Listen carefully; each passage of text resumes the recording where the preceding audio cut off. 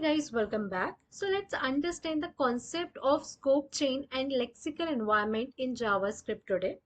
तो अब ये जो कॉन्सेप्ट होता है स्कोप चेन का एंड लेक्सिकल एनवायरनमेंट का, ये दोनों ही डायरेक्टली रिलेटेड है आपस में. आई नो ये अभी सुन के थोड़ा सा कॉम्प्लिकेटेड लग रहा होगा, लेकिन हम जैसे ही इस वीडियो के एंड तक पहुंचेंगे आप लोगों को ये सारा कॉन्सेप्ट बहुत अच्छे से क्लियर हो जाएगा. एंड ऑल्सो ये कॉन्सेप्ट समझना इसलिए भी ज़रूरी है क्योंकि जब हम आगे जाके क्लोजर का कॉन्सेप्ट देखेंगे तो उसमें यदि आप लोगों को ऑलरेडी ये कॉन्सेप्ट अच्छे से आता होगा तो ही आप क्लोजर अच्छे से समझ पाएंगे. So let's start. तो यदि मैं एकदम सिंपल सी लैंग्वेज में आप लोगों को समझाऊं कि ये स्कोप आखिर क्या होता है, तो आप स्कोप को समझ सकते हैं कि ये एज अ बाउंड्री होता है कि हम किस बाउंड्री तक अपने वेरिएबल्स को एक्सेस कर सकते हैं. ठीक है, तो वो बाउंड्री तक का जो एरिया होता है हम उसको बोलते हैं स्कोप. ठीक है, ये मैंने एक बहुत ही सिंपल सी लैंग्वेज में आप लोगों को समझाया कि स्कोप आखिर क्या होता है.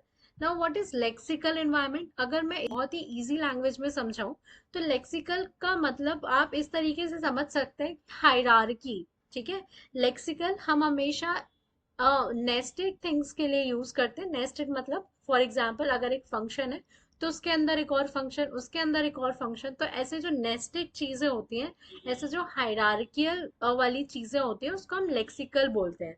ठीक है, तो क्या होता है, जो हमारा जावास्क्रिप्ट होता है जब भी हम उसमें एक सम ब्लॉक ऑफ कोड लिखते हैं, सपोज करो मैंने यहाँ पे एक ब्लॉक ऑफ कोड लिखा. ठीक है, सपोज यहाँ पे ये कोड है. ठीक है, ब्लॉक ऑफ कोड है जावास्क्रिप्ट में. तो ये जो कोड है वो अपना एक लेक्सिकल एनवायरनमेंट बना लेता है. ठीक है, तो हम ऐसे जितने भी कोड्स लिखते हैं, ब्लॉक ऑफ कोड्स, वो हर एक ब्लॉक ऑफ कोड अपना खुद का एक लेक्सिकल एनवायरनमेंट बनाता है जावास्क्रिप्ट.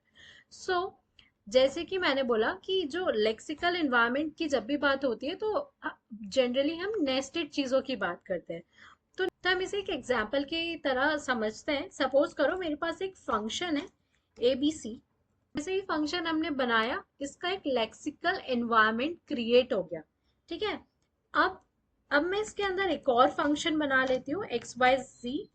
ठीक है, एंड अगेन जब मैंने ये फंक्शन बनाया तो यहाँ पे भी इस फंक्शन का एक एनवायरनमेंट हमारा क्रिएट हो गया. अब लेक्सिकल स्कोप क्या होता है? लेक्सिकल स्कोप एक्चुअली हमारा एक ऐसा एबिलिटी है जो हमें जावास्क्रिप्ट ने दी है, जिसके थ्रू जो हमारा इनर फंक्शन है, ठीक है, ये जो हमारा इनर फंक्शन, या हम इसे चाइल्ड फंक्शन भी कह सकते हैं. तो जो हमारा ये चाइल्ड फंक्शन है उसके पास ये एबिलिटी है कि वो अपने स्कोप में, ठीक है, अपने एरिया में वेरिएबल को एक्सेस कर सकता है, साथ में ही वो अपने पेरेंट के लेक्सिकल एनवायरनमेंट के भी वेरिएबल्स को एक्सेस कर सकता है. ठीक है, तो that is what known as lexical scope. Okay, तो अगर मैं इसको फॉर एग्जांपल अगर वेर ए लिख दूं, वेर ए इक्वल्स टू 5.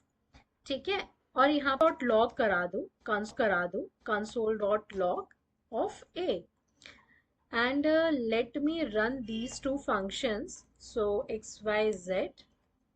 ठीक है, एंड यहाँ पे मैं लिख देती हूँ ABC. ठीक है, तो बेसिकली अभी हम क्या कर रहे हैं, हमने ABC को कॉल किया, ये फंक्शन कॉल हुआ, यहाँ पे हमने वेरिएबल a डिक्लेयर किया हुआ है एंड यहाँ पर हम फंक्शन XYZ को कॉल कर रहे हैं. सो व्हेन फंक्शन XYZ हमारा कॉल हो रहा है तो हम उसमें कंसोल डॉट लॉग करा रहे हैं a.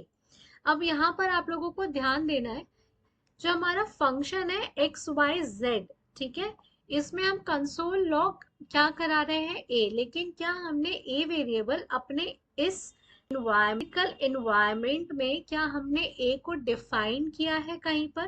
क्या हमने a को XYZ में कहीं पे भी डिक्लेयर किया है, डिफाइन किया है? नहीं किया है. तो अब क्या होगा, ये जो इनर फंक्शन है वो ए को ढूंढेगा उसके आउटर लेक्सिकल एनवायरनमेंट में.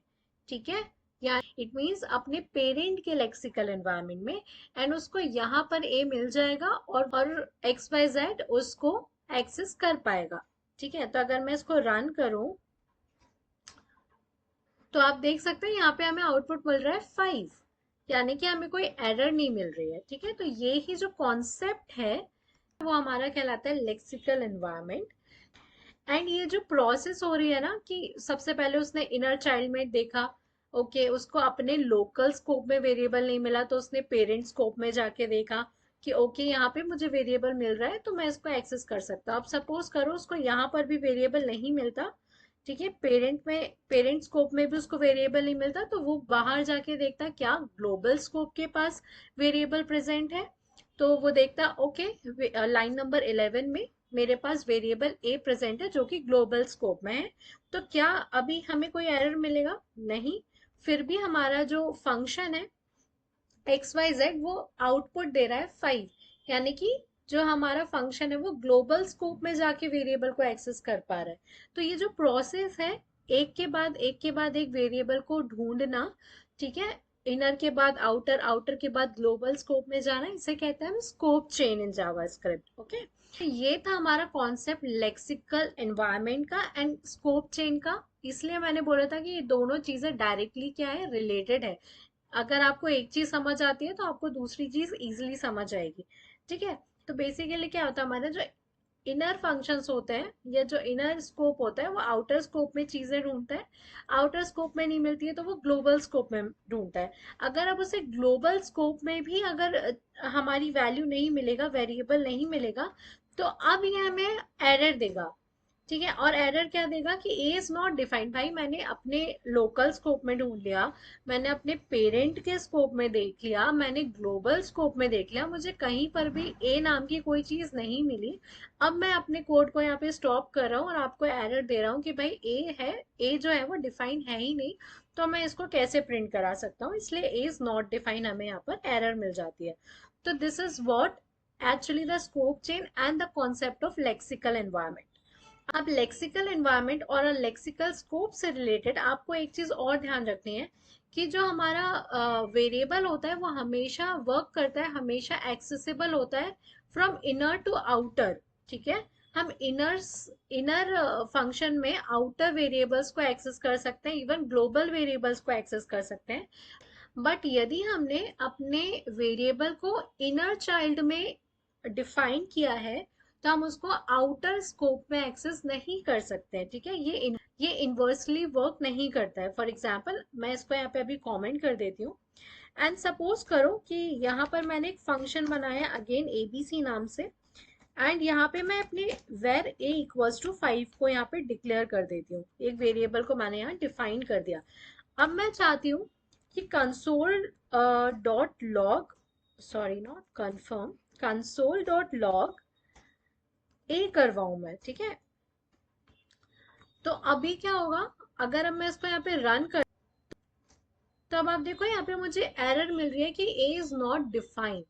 ऐसा क्यों हो रहा है? क्योंकि जो लेक्सिकल स्कोप होता है वो हमेशा किस तरीके से वर्क करता है, इनर चाइल्ड से वो एक्सेस कर सकता है आउटर में, आउटर से कर सकता है ग्लोबल में। बट यदि हमने ऑलरेडी एक ब्लॉक के अंदर अपने वेरिएबल को डिफाइन किया हुआ है और हम चाहें कि हम ग्लोबल स्कोप में उस वेरिएबल को एक्सेस कर ले, तो इट इज नॉट पॉसिबल, ठीक है, ये काम नहीं करेगा, ठीक है। अगर सपोज करो फॉर एग्जाम्पल फंक्शन मैं यहाँ पे बना लूँ, चलो ये मैं लाइन यहाँ से हटा देती हूँ। अगर मैं यहाँ पे एक फंक्शन बना दूँ फिर से एक्स वाई जेड, ठीक है, और अब मैं यहाँ पे वेर ए इक्वल्स टू 5 कर देती हूँ और इस 5 को मैं आउटर स्कोप में एक्सेस करूँ, console dot log A, and इसको मैं सेव कर देती हूँ। तो अब क्या मैं इसको एक्सेस कर पाऊंगी? हम इसको रन करके देखते हैं। ओके मैंने यहाँ पे फंक्शन कॉल ही नहीं किया है, तो let me call the functions first and ABC. Okay, let me save this and here. Okay, तो आप देख सकते हैं अभी भी मुझे सेम एरर मिल रही है, ए इज नॉट डिफाइंड। सेम हमारा यहाँ पर लॉजिक है, क्योंकि जो हमारा लेक्सिकल स्कोप होता है वो इन्वर्सली वर्क नहीं करता। इन्वर्सली मतलब आउटर से इनर के लिए काम नहीं करता है। हमने यहाँ पे इनर फंक्शन में अपने चाइल्ड फंक्शन में वेरिएबल को डिक्लेयर किया है और इस वेरिएबल को हम आउटर फंक्शन में, ठीक है, पेरेंट फंक्शन में एक्सेस करने की कोशिश कर रहे हैं। तो ऐसा काम नहीं होता है, ये हमें एरर देगा। ये कैसे काम करेगा? अगर मैंने आउटर फंक्शन में वेरिएबल को डिफाइन किया है तो ये वाला जो वेरिएबल होगा, आउटर फंक्शन वाला जो वेरिएबल होगा, वो हमारा इनर फंक्शन एक्सेस कर सकते हैं आप इसको।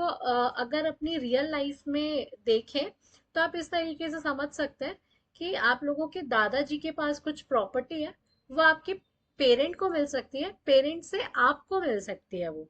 ठीक है, यानी कि आप जो है वो उस प्रॉपर्टी को अपने पेरेंट से ले सकते हैं, इट मीन्स आप अपने पेरेंट से एक्सेस कर सकते हैं, और पेरेंट के पास नहीं है एंड पेरेंट से भी उस प्रॉपर्टी को एक्सेस कर सकते हैं। ठीक है, ठीक है, लेकिन इसका जो उल्टा होता है वो वर्क नहीं करेगा। इट मीन्स यदि आपने कुछ प्रॉपर्टी ली है अपने नाम पे, तो आप उस अपने नाम पे तो उसको आपके पेरेंट्स एक्सेस नहीं कर सकते, ना ही आपके ग्रैंड पेरेंट्स एक्सेस कर सकते हैं इन जावा स्क्रिप्ट। ओके, रियल लाइफ में आपको जो करना है आप कर सकते हैं, but it will not work like that in Java script. तो सो आई होप ये जितना भी कुछ मैंने आप लोगों को बताया है वो मैंने बहुत ज़्यादा ट्राई किया कि मैं बहुत इजी लैंग्वेज में आप लोगों को एक्सप्लेन करूं। तो आई जस्ट होप कि आप लोगों को ये चीज़ समझ आई होगी, एंड यदि आप लोगों को ये समझ आया होगा तो हम आगे जाके पढ़ेंगे कॉन्सेप्ट ऑफ क्लोजर, जिसमें ये चीज़ काम आएगी। So I guess that is all for this video guys, मिलते हैं नेक्स्ट वीडियो में, बट उससे पहले यदि आप इस चैनल पर नए हैं तो please subscribe to my channel, and से इस चैनल से थोड़ा भी कुछ सीख रहे हैं तो please like the video and also comment your genuine feedback. Thank you guys for watching.